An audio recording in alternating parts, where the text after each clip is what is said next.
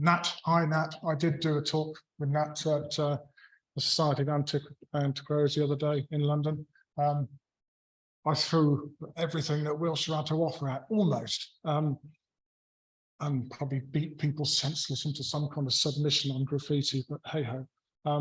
Today I thought I'd just do things a little bit differently, and take two of our favourite churches, the rural churches. So it's a tale of two Wiltshire churches. And this is taken from the top of Keevil, St Leonard's at Keevil. It overlooks an aerodrome, but it's heading out across Salisbury Plain. And both of the churches are on either side of the plain. One's a bit more on the Marlborough Downs, but just go from there. So St Mary the Virgin at Calston was one we visited very early on. And as a church that once you've engaged with the people that own the building, as I mentioned earlier, you know, the church wardens, they get a long history of people involved in the church. And these guys really took it on board, what we were doing. They gave us that, we can get the access code to the church so we can get any single time we like. But they took it on board. They had torches installed in the porch for people to use. So they've really engaged with it. They did some film work, which I'll show later on.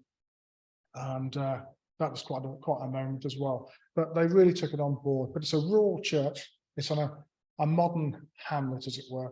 But there's a deserted medieval village next door. So that would have been the people that would have been leaving marks within this church. And it's basically about the porch, really. So we've got apotropaic symbols. We've got lots of other graffiti, but I'll start with the apotropaic symbol. Because again, right on the threshold, this is probably predates the porch itself, which is probably sort of late 15th, sort of 16th century. And even above the doorway, we've got a Mary effigy within a recess there. But again, it's nice to see apotropaic symbolism in the perfect place, as it were. On the outside of the porch, again, fairly innocuous, but what we found was some sickles, sides, and there's a lot of these associated with this church, and they are graffitied on the interior, the exterior. Now, the Long family, it is their coat of arms, which are based over sort of 500 away. And we don't think there's an association with them as such. We don't think it's any formal association. We think it's more of a rebellion sort of symbol. There were some rebellious sort of activities just north of this church, actually, on the Downs. And there's a lot of Civil War activity, and Cromwell soldiers were apparently in here, as nearly every other church in Wiltshire. However, there is enough room to get a horse in through there. So that's the kind of way we looked at it. So again, this is really in the porch, and this is the interior. I did spend a lot of money on a book, which is no problem because I like books. Just haven't got enough money to do it. And the quote, it was after a reference, and the reference was, it was written by a vicar that used to do this church in the turn of the 20th century. And I knew there was a reference in there, and I bought the book for 40 or 50 pounds, and all it said was, and people leave their marks as vandalism, same as they always have done. And that was it. So I was a bit disappointed, but I still refer to it, and I need to get my money's worth so far. But you look at this building, you walk here, you can't see anything. You turn the light on, it immediately diffuses everything.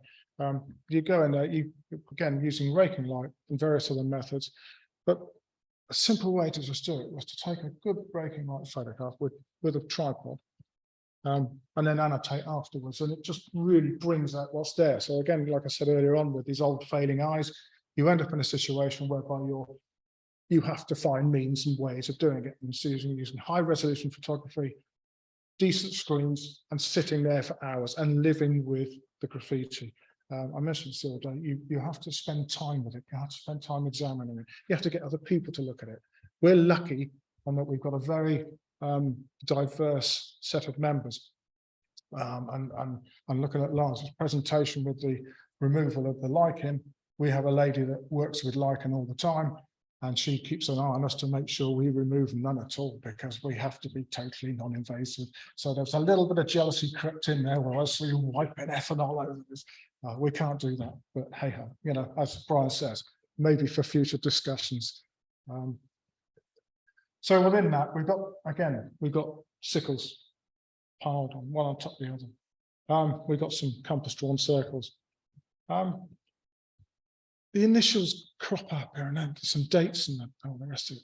WH often turns up in so many scenarios on thresholds and stuff like that. You start thinking, well, okay, perhaps there's some apple track, but no, not at this place, because WH is repeated all the way throughout this church.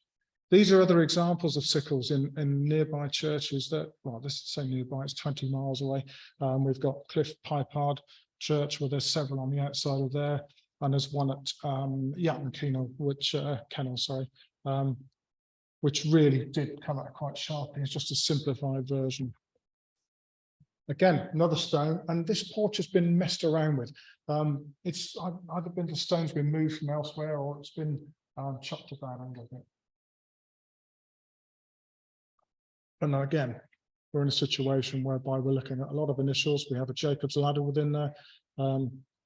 We have compass drawn circles. We have possible Marian marks. And again, just by sitting there and annotating it for hours on end, tedious but necessary, particularly for presentation and interpretation purposes. And again, even though that stone's been messed around with, the Jacob's ladder, in inverted commas, comes down across the two stones. The compass drawn circles, not necessarily. So again, we're looking at different dates on that. This is a stunning piece of work because there's various Marian symbols within that, and the large M here is deeply incised and very, very deeply incised. We tried laser scanning it, and it was just ridiculous. You know, the amount of scans we had to do to try and get that M right. But again, you've got a very, very busy palimpsest of graffiti.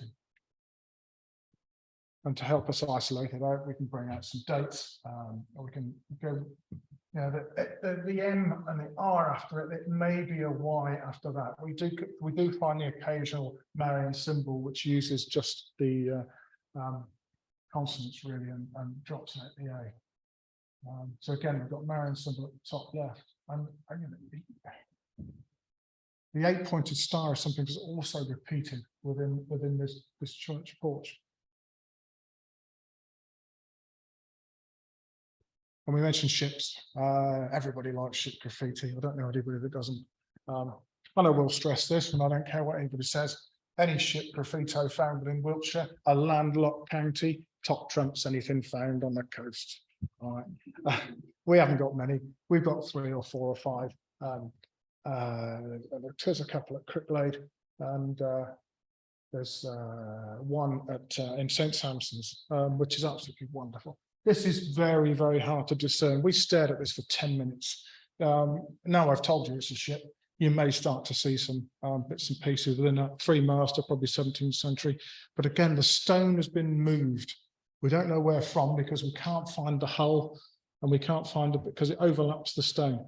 So we can't quite identify it, which is a shame, really. We could do a little bit more on that. But there is 3 flags within it. And it's actually hidden. This one is, it's actually underneath the notice board.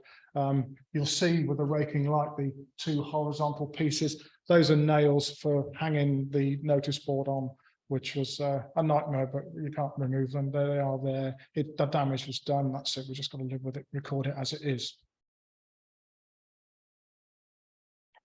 So again, another piece of stone, the other side, opposite that actually. And one thing that intrigued us is the cross, the Merrill cross, as we call it. There's another sickle within it on a compass drawn circle, but it's what's on the Merrill cross is very fluid. It's you light it up from different angles and it moves on various planes. And well, hang on, how was this done? Was it done with a candle? So we did try some candle work. I'll show a picture of that later. Which wasn't very successful, to be fair. And then we did find that there was a compass drawn circle that is overlain by the Merrill cross. So again, you've got this dating thing, you've got this perhaps reinforcement of the apple betrayer. You've got the names and dates again, so it's been a ballpark figure. But again, the 1696 overlaps across, so we know that's before that date, and we have an idea it might be. This stone got me into trouble. Well, it didn't get me into trouble. It nearly got me into trouble. I take trouble as it comes. I don't have a problem with it. But I had a live interview with a young lady from Wiltshire, BBC Wiltshire, who came out with a very nice microphone, which recorded everything. And she latched onto the John Thomas graffito and carried on about the John Thomas graffito for about 10 minutes. And I didn't have the heart to mention the slang version of John Thomas. And I wasn't going to go down that route, not on the radio, not on BBC, not on a programme that went out on a Sunday morning during their religious programme. So I unusually kept stum and let her talk herself out. I was pleased to know that when the broadcast went out, all that bit had edited out. All of that bit about John Thomas had been edited out. For our foreign friends that don't understand the English slang, it's male genitalia, basically. How? Oh yeah, of course, Swedish. Yeah, absolutely. Yeah, sorry. So now within it also you've got interlocking circles. You've got a hobnob, right? This is fairly unique. Well, it is unique. Well, not quite, because there's another one in this church. We haven't got them anywhere else. There is a Salisbury hobnob, which is in Wiltshire in the Salisbury Museum, sorry. But that's different to this. This is more the Mary Lloyd type, sort of a horse's head on a stake. And the bell is repeated. There's 3 or 4 bells within the porch. WH again, WH 1706. We've got graffito with William Hiscox above this. He seems to have visited this place many, many times and dated it in different places as well, if it's the same person. We have a partial eclipse. And this is wonderful as well, because again, it's unique. We don't find partial eclipses. It's hand drawn, it's not compass drawn. And it's in a position whereby you could actually be watching the eclipse and drawing it, because it's right next to one of the doorways. Whether it's moon or sun, we don't know. There were no sun eclipses in that part visible between something like 1725 to the early 20th century. So it's probably a moon. Even so, it's still unique. It's still a nice piece of graffito to find. Back to the bells, because the other piece of bell graffiti contains a lot of information. And that's another thing about graffiti. We'll touch on this perhaps later, a little bit later. It's a well executed. The previous bell was a poor execution. This one is not. I've had bell ringers come and look at this, and we had a suspicion that, okay, maybe there was a bell installed in 1603 in the belfry. And I said, well, I wonder if it's that one. And everyone said, I don't know. So I said, okay, how do we find out? Oh, we ended up, it's up a sheer through a ladder, a fixed ladder, and myself and Christina got ourselves equipped with harnesses and went up to have a look at the bell. And sure enough, cast in 1603, it shares the same banding around the side. The clapper is exactly the same, and the headstock and the gudgeon pins that hold the bell are not the same. Why? Because they were reset in the Victorian period, and all the headstock and the gudgeon pins were removed and 2 other bells put in. So that is the only documentary evidence of what the bell actually looked like when it was originally installed in 1603. Again, important historical information.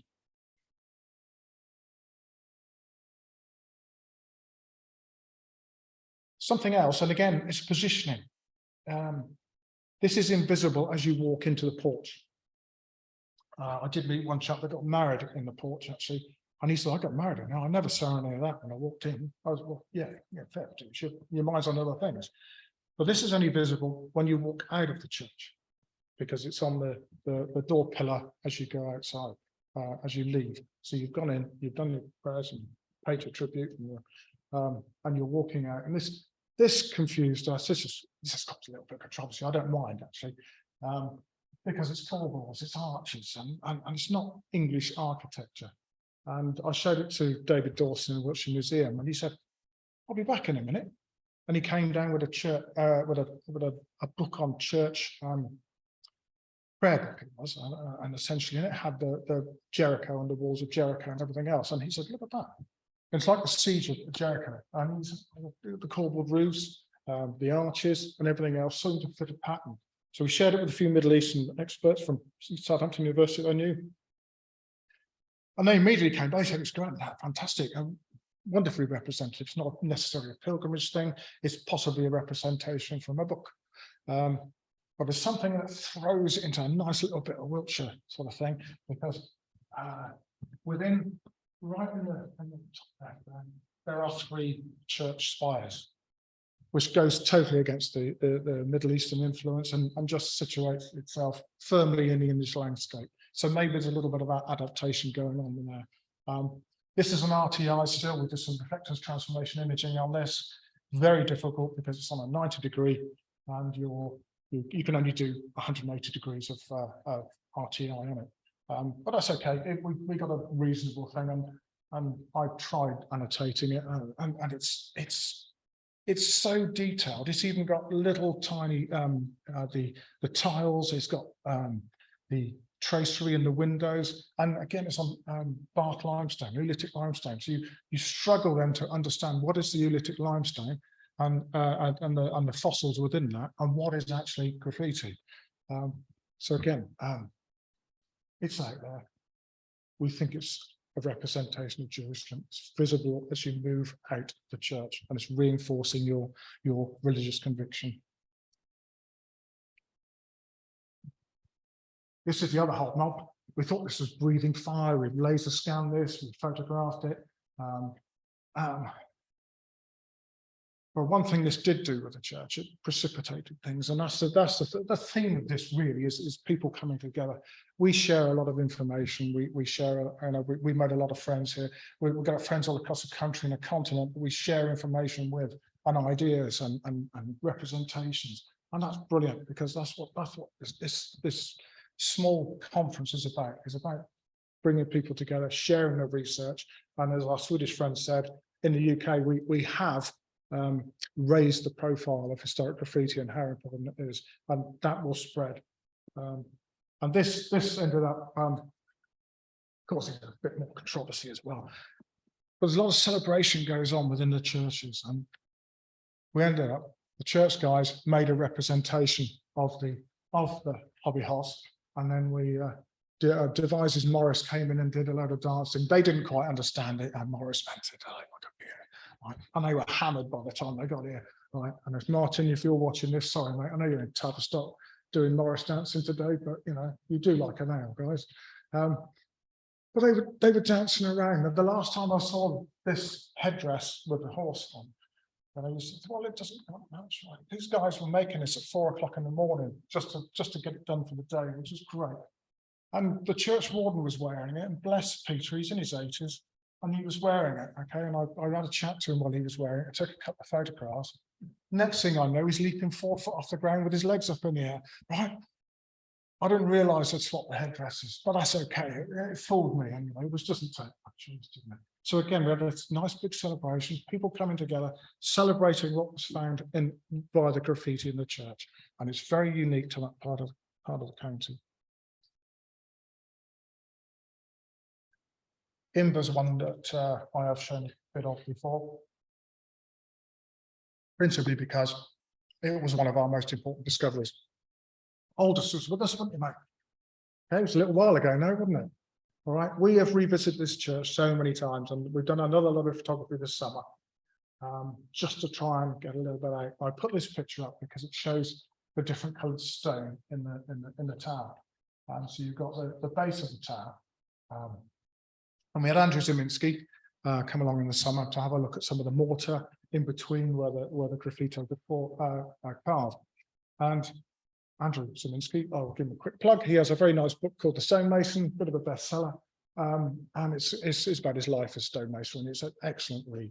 But he came along with his wife, and they came to see the graffiti, and I wanted an opinion on whether the mortar in between the stonework was original. And he's of the mind that a Somerset tower takes 3 years to build. So we've got within this So I just mentioned the porch. You go into a porch, and this is the one everyone sees. Imber is only closed, only open 2 or 3 times a year because it's situated in the middle of a military training ground and the villages are reducted. So you've got that movement of people out of the village and being replaced. And this place itself is out of bounds. But when it's open, people come in. They mention the graffiti in the porch. So they're moving through the porch. That's the same as Calston Wellington. And these are deeply incised. They are huge. These memorializations of folk. They are really deeply incised. Each stone is covered with some form of graffiti, but this is the one. These are the ones that stand out, and these are the ones that probably get the most photographed. But again, they're not done in the same way as Calston Wellington. We do have a lovely mason's mark, which is endemic throughout the inside of the tower, but not on the staircase and not on the outside. It's a beautiful sort of cleaver, and it's represented all the way up one face of the walls, really. Again, it's a lovely mark, and that was just catching the natural raking light as it comes in. So looking at the bottom of the tower's completed in 1410. We know that through documentary evidence. But we're now thinking we can even pin down exactly when it was built after Andrew's visit. We have apoptraic symbolism at the bottom and at the top. So we're in a similar position to Calston Wellington, where you have a hexaphore on the threshold moving from inside the church into the tower, or vice versa. The beautiful circles are at the top of the tower, just above the belfry. We had to annotate these to bring those out. But again, you've got that protective element on a threshold, moving from one space to another.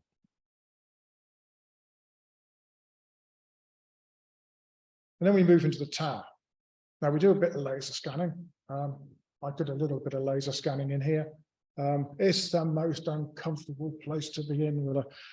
I saw you guys using a small handheld Einscan, is it? Is it an Einscan or something like that?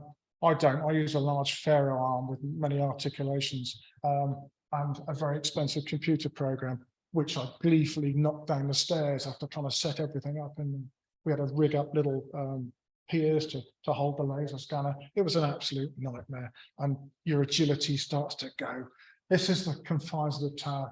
We had a friend of ours, she came and did some photography. She did some very nice black and white stuff, and that just shows the confinement of it. And it shows the confinement when people were actually carving stuff in there too. Now, when Aldous was with us, that was our first trip in there. To say we didn't like going up towers, we'd never been up towers really, have we? We've done a little bit, but not very much, and we all had a fear of heights. And we came down there, and we struggled, and it was like, Aldous was sat in front of me, and I was sat at the back. Desperately wanted to get down. John had spotted something near the bottom, and it's all in that first part of the tower. And we'd left the door open at the top, which I had to go and do, and that was casting a natural light. John spotted a face, and we all started to see bits and pieces. And the more we've gone back, the more we found. So again, it's very, very gently inside. Some of it's eroded. And what we're trying to do is isolate as much as we can. And Katie Whitaker, who is doing her Viva on December the 13th. Katie, if you're watching, good luck. She won't need it. She's an expert in sarsen stone. Plenty of that in Wiltshire, and plenty of that sitting under these churches as well as support. But she termed this the Imber Frieze, and quite rightly so. It covers the first part of the tower. And that's what I was interested in with Andrew, as to whether or not we could pin the actual dating down. We now think it's probably 1408, and we can do that through clothing and the fact that we know when the tower was actually constructed. Aldous, this one's yours, mate. Do you remember this? Right, this is barely visible, and we couldn't get a handle on what it was. And we took a photograph this year. I mean, it's like some weird beastie thing, like a serpent with chicken legs, but 6 of them. And it's just, what on earth is going on here? And Aldous spotted this, and we took it this year. And with the little bit of annotation we've done this time, it still doesn't make a lot of sense. There's too many legs on it. It's some weird kind of beast. It's part of a hexaphore within it. There's like human features on the face. And associated with Wiltshire is the Great Bustard, which has been recently introduced. We thought, well, maybe it's one of those, but there's not quite enough detail there to be able to get it. In terms of the Solomon's knot you mentioned earlier, we do have an interlocking piece here, and I think there's been a couple of others of these found within the UK. And again, we don't think that's necessarily associated with the two. And these lines that go out from it, that's all part of the same frieze. It sort of encompasses the frieze, these deeply incised lines that wind their way up the first part of the tower. And this is what it looks like when you're just looking at it. Neil Skelton, the curator, who's been up and down this tower all his life, he has a wonderful relationship with the church. And he said to me, he said, I've never seen any of this. This is amazing. And then he rang me in a panic and said, I found a phallic symbol. And I said, no, you haven't. He said, I have. How am I going to show anybody this, especially in the church? I said, don't worry. I said, it's not a phallic symbol. I said, we've already recorded it. I said, what it is, it's a guy blowing a hunting horn. We've done a relief. I mean, the guy's got an MBE for services to the church, right? Okay, he's had visions of this being stripped away, you know, that's what it's like. But the guy blowing the hunting horn, and the detail in this is immense. He's wearing a chainmail coif, and each chainmail has been carved in. His hat goes up into a plume of feathers. There's an apotropaic symbol been pinned on him, which is later, so you may just see the butterfly mark there. There's no mason's mark that can be interpreted as mason's marks, and interpreted as levelling marks. But this has no relationship with any other one within the building, and it's definitely pinning the spirit of this hunting guy to the wall. Now, he's a bit of a ganger, right? He's a bit lanky. There's not a lot of proportion there, but this is all we've got left. So to his right is a hunting hound. I emphasize hound, which has got motion within it. So it's running down the hill. The horn is being blown. You can see the feather plume coming out of the hat. He's got a hand on his sword, which again is common with this. And he has a pleated skirt and some reasonable legs and the pointy toes. Forgive me the technical term on that.